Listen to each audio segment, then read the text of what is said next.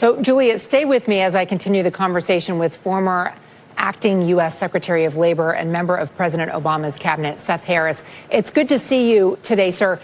Give me a sense of what you think is fueling all the activism that we're seeing among the workers, because it's not just the writers and the actors strike. You've got Teamsters threatening to strike against the UPS. You've got UAW about to begin its union negotiations with the big three automakers here. What is fueling the discontent among these union employees?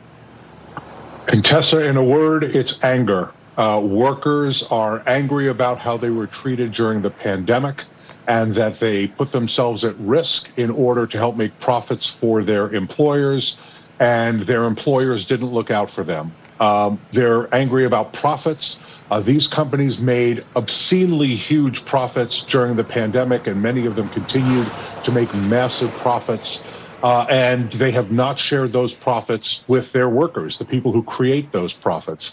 And they are very enthusiastic about the labor movement. The union movement has never been more popular in the United States, particularly among young workers, and they have an economic environment where there are very tight labor markets, and workers therefore have a great deal of power, and they have a political environment where they have a president who is an enthusiastic supporter of the labor movement. So workers now are ready to get theirs. And let me say, that speech that you heard Fran Drescher giving, you could have heard that speech at any Teamsters Union Hall, UAW Union Hall. They all are singing from the same hymnal, and that is that they want to be protected, they want to be paid fairly, they want good quality jobs. But what you're saying is that wage disparity may factor as much into this as, say, what Julia was bringing up about concerns of being replaced by AI.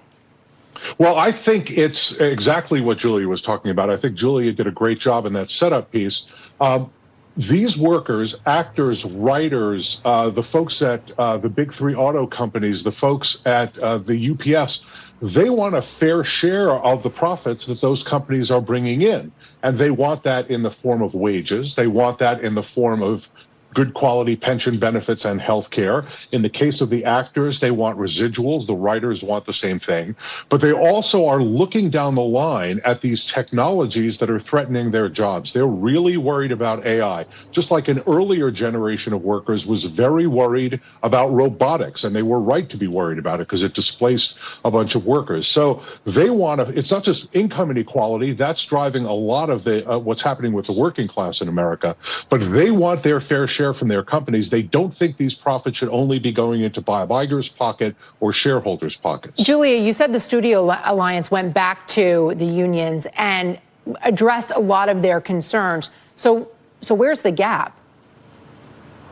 Well, I think, look, it's a negotiation, and I think the studio feels like they've made concessions and they're willing to compromise, but they're also dealing with a changing business. And ultimately, what's happened since the last time there was a negotiation is we've seen the rise of streaming. The television business, as we know it, has fundamentally changed. You're not seeing, TV shows go into syndication. You're not seeing viewing on TV in the same numbers and the same levels. It's impacted the studios, and as their business model has shifted over to streaming, actors and writers want to be compensated in a new way. The question is just finding that middle ground. And right now, as we've seen with both of these guilds on strike, they haven't been able to come close enough just yet. I think it'll be interesting to see how having the two guilds negotiating perhaps together could help them as they try to get this resolved. And I think also we have to remember, Contessa, that the media companies, as they face these systemic pressures and these overall challenges, whether it comes to advertising or consumers maybe cutting back on the number of services that they're subscribing to, they're looking to cut costs. And for them, if they're going to cut some costs right now, maybe it's okay to pull a couple of shows as they wait to find a solution that's going to work for them over the long term. They don't want to commit to giving up more than they can afford to because these contracts last for quite a while. Seth Harris, thank you for joining us today. Julia, great reporting, great interviews out there in Sun Valley today. Thank you for that. Coming up, bracing for tomorrow's bank earnings blitz, the key signals every investor